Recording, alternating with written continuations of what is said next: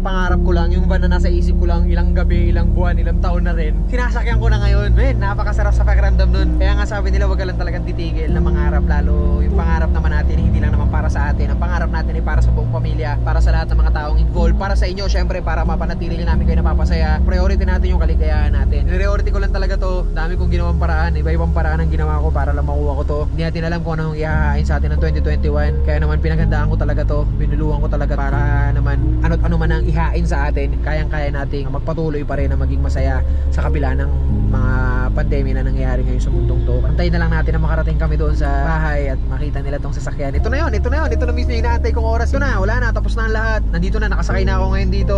Ayan, nagdadrive na si Rod. Hey! Sana ay na-inspire kayo na ipagpatuloy rin kung ano yung mga ginagawa nyo sa buhay at yung mga pinapangarap nyo sa buhay. Nasa ganun ay dumating yung panahon, yung mga oras na alam nyo sa sarili nyo na kaya nyo na rin gawin kung ano yung talaga magpapasaya sa inyo. Huwag lang kayong titigil. Consistency is the key. Sabi nga, maging mabuti lang tayong tao. Hindi tayo papabayaan ng Panginoon kung mabuti tayong tao. Yun ang number 1 natin gagawin dapat. Maging mabuti tayong anak sa Kanya.